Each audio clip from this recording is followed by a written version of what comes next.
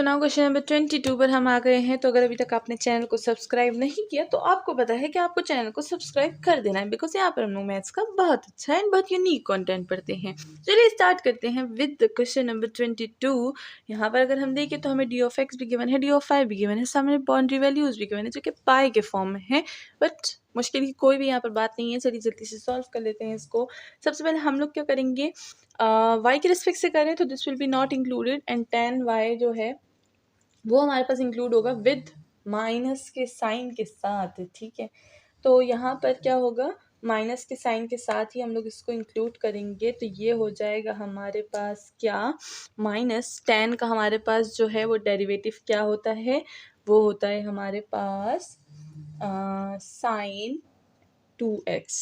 ठीक है, तो माइनस साइन 2x होता है, तो ये क्या हो जाएगा, ये हो जाएगा पॉजिटिव साइन 2x। ठीक है, साइन 2x, तो ये हो जाएगा हमारे पास क्या, ये हो जाएगा हमारे पास पॉजिटिव साइन x नहीं होता, ये होता है हमारे पास माइनस माइनस रहेगा। हाँ, tan का जो होता है वो हमारे पास डेरिवेटिव जो होता है वो सीकंड स्क्वायर ऑफ y होता है। ठीक है, मैं उधर थोड़ी सी कंफ्यूज हो गई थी।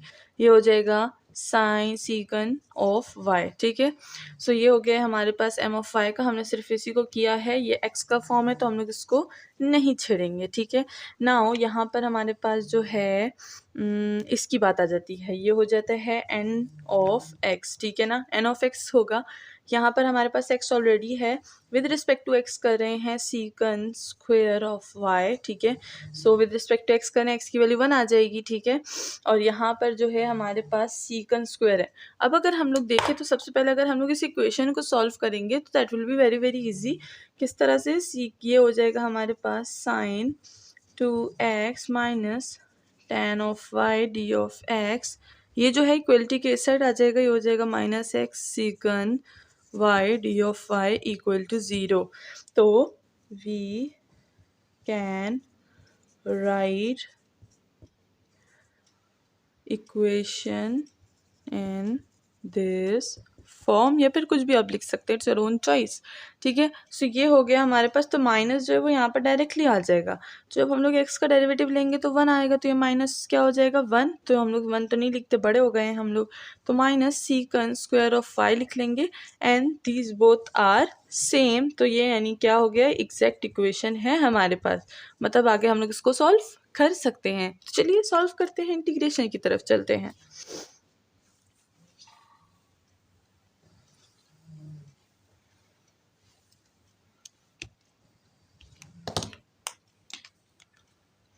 तो हमें क्या करना होता है, एम डी एक्स लेना होता है, एन डी वाई लेना होता है। होप के अब आपको जो है इसके रूल्स पता चल गए होंगे। तो चलिए सबसे पहले हम लोग क्या कर लेंगे, एन डी एक्स को जो है वो देख लेंगे, यहाँ पर हम लोग क्या क्या ले सकते हैं। ठीक है, तो सबसे पहले हम लोग जो है वो इंटीग्रल में क्या क्या ले लेंगे, इंटीग्रल में ले लेंगे साइन 2x। ठीक है, sign 2x D of x हो जाएगा, माइनस ये हो जाएगा हमारे पास integration of tan of y integration of 1 d of x। Because y के टर्म को हम लोग एम डी एक्स में इंटीग्रेट नहीं कर सकते, दैट्स वाई मैंने उसको बाहर निकाल दिया है और माइनस और जो 1 है उसको अंदर लिख लिया है। अब अगर मैं यहाँ पर देखूँ n को, तो n में मैं कोई भी टर्म यूज़ नहीं कर सकती बिकॉज यहाँ पर मेरे पास x मौजूद है, so we can skip that. और यहाँ पर हमारे पास आ जाएगी इक्वलिटी, जिसमें हमारे पास 0 पे जो है वो है इंटीग्रेशन आ जाएगा। ठीक है ना, यहाँ पर अगर हम लोग साइन को देखें तो साइन हमें क्या देता है, साइन 2x हमें इंटीग्रेशन में क्या देता है, साइन 2x हमें इंटीग्रेशन में देता है cause, minus of cause 2x, और जो एंगल में होता है वही नीचे डिवीजन में होता है। बहुत दफ़ा मैं इसके साथ बता चुकी हूँ, जब भी मैं ऐसी इंटीग्रेशन करती हूँ तो मैं उसके साथ बताती हूँ कि ये ऐसा क्यों आ रहा है। ठीक है, then minus tan y as is रहेगा 1 का इंटीग्रेशन x होगा, तो x को मैं यहाँ पर लिख दूंगी, बिकॉज यहाँ पर लिखूंगी तो हमारा जो एक्सप्रेशन है that will be not good, तो इसलिए हम लोग इसको यहाँ पर हमेशा लिखते हैं। ठीक है, and then equal to constant of c। ठीक है, सो ये हो गया है हमारे पास एक इक्वेशन फॉर्म, एंड नाउ हम लोग को फाइंड करनी है c की वैल्यू। तो हमें इक्वेशन में जो है वो क्या करना होगा, सिंप्लीफाई करना होगा, यानी 2 जो है ये हमें घटक रहा है तो 2 को हम हटा देते हैं। तो ये इक्वेशन किस तरह से हम लोग लिख सकते हैं, चलिए देखते हैं। ये हो जाएगा हमारे पास माइनस माइनस दोनों के दोनों माइनस ही हैं, तो हम लोग क्या कर लेंगे कि माइनस को कॉमन ले लेंगे, ठीक है। सो ये हो जाएगा हमारे पास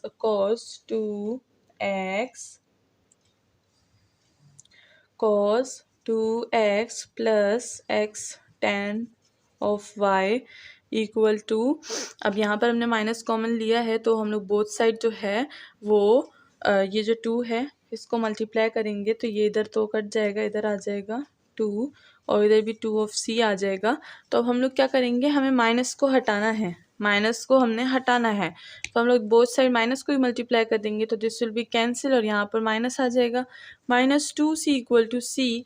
तो ये हो गया हमारे पास फाइनल इक्वेशन हमारा cos 2x plus 2x tan y equal to constant का c। अब इसको हम लोग बोल देंगे हमारा फाइनल इक्वेशन, ठीक है। अब यहाँ से हम लोग जो है c की वैल्यू को फाइंड करेंगे तो यहाँ पर जो है हमें दी गई है y की वैल्यू π/4 और x की वैल्यू जो है वो हमें पाई दी गई है, ठीक है। तो चलिए इसमें यहाँ पर वैल्यूज़ को पुट कर देते हैं, ये हो जाएगा cos 2 x की वैल्यू पाई है प्लस 2 पाई और tan ऑफ ये हो जाएगा π/4 इक्वल टू c, ये 4 है, ठीक है। तो ये हमारे पास जो है हमने वैल्यू सारी की सारी पुट कर दी, इसको हम लोग जनरल इक्वेशन बोलेंगे अपना। तो यहाँ पर जो है cos 2 पाई हमें क्या देता है, 1 देता है प्लस 2 पाई और tan π/4 भी हमें 1 देता है, ठीक है, एंड इक्वल टू c। तो ये क्या हो जाएगा 1 प्लस 2 पाई, तो c की वैल्यू क्या हो जाएगी, c की वैल्यू हो जाएगी 1 plus 2 pi and that's all. c की वैल्यू हमें फाइंड हो गई है तो हम लोग यहाँ पर c की वैल्यू को पुट करेंगे and answer will be in our hand. तो चलिए पुट करते हैं। So our equation will be cos 2x plus 2x tan y। अब ये यहाँ पर है ना, हम लोग इसको यहाँ पर ले आएंगे इक्वलिटी के। सो दिस विल बी कैसे, अगर हम लोग इसको यहीं पे छोड़ देंगे तो भी ठीक ही होगा, अगर मैं इसको यहाँ पर लाना चाहूँ तो भी ठीक ही होगा। तो चलिए आप देख लें कि आपको लाना है या नहीं लाना, ठीक है। तो ये हो गया है हमारे पास इक्वेशन फॉर्म, ठीक है। सो क्वेश्चन नंबर 22 भी हमारे पास सॉल्व हो गया है, होप कि सबको समझ आ गई होगी। और जो जितने भी tan या फिर जो sin 2x जितने भी फॉर्मूले हैं वो आपको याद होने चाहिए, वरना आपको मुश्किल होगी। तो एक पेज पे अपने पास लिख लीजिए, पूरी लिस्ट बना लीजिए फार्मूलाज की, ठीक है, इंटीग्रेशन की भी और डेरिवेटिव्स की भी। एंड देन जब भी आप क्वेश्चंस को सॉल्व करें तो आप उसको बार बार देखा करें सबसे पहले, ताकि आपको ना वो फार्मूलाज याद हो जाएं, ठीक है। वरना फिर आपको फॉर्मूला याद नहीं होगा तो फिर आप गलत चीज़ लगाएंगे, फिर सोल्यूशन चाहे आपको मेथड आए लेकिन जब फॉर्मूला नहीं आया तो उससे कुछ भी फ़ायदा नहीं होगा। तो चलिए जल्दी से चैनल को सब्सक्राइब कर दीजिए अगर आप हमारी ऑनलाइन क्लासेस ज्वाइन करना चाहते हैं तो सारी डिटेल्स वीडियो के एंड में है। चलिए चलते हैं क्वेश्चन नंबर 23 की तरफ। चलिए हम लोग आ गए हैं क्वेश्चन नंबर 23 की तरफ। तो मुझे नहीं लगता कि यहाँ पर कुछ भी न्यू मिलेगा हमें। चलिए जल्दी सॉल्व करते हैं, बहुत ही इजी सा जो है हमारे पास फंक्शन लग रहा है। तो सबसे पहले हम लोग जो है m ऑफ y हम लोग सॉल्व करेंगे।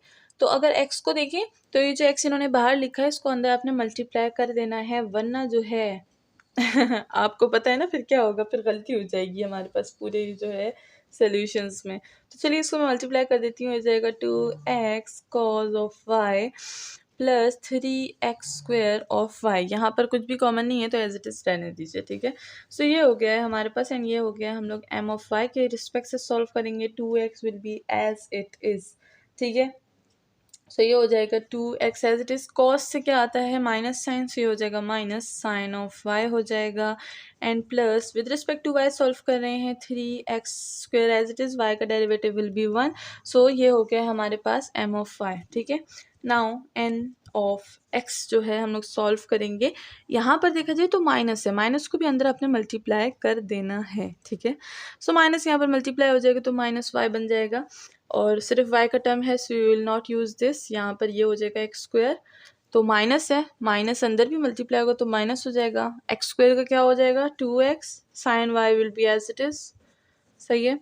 माइनस एक्स स्क्वेयर की रिस्पेक्ट से कर रहे हैं, अगर हम लोग यहाँ पर देखें एक्स स्क्वेयर नहीं है एक्स क्यूब है। सो ये हो जाएगा minus into minus plus 3x square. तो देखिए दोनों सेम है, सो यानी my equal to n of x will be same. So हमारे पास एक एग्जैक्ट इक्वेशन बनता है। तो चलिए चलते हैं इंटीग्रेशन की तरफ।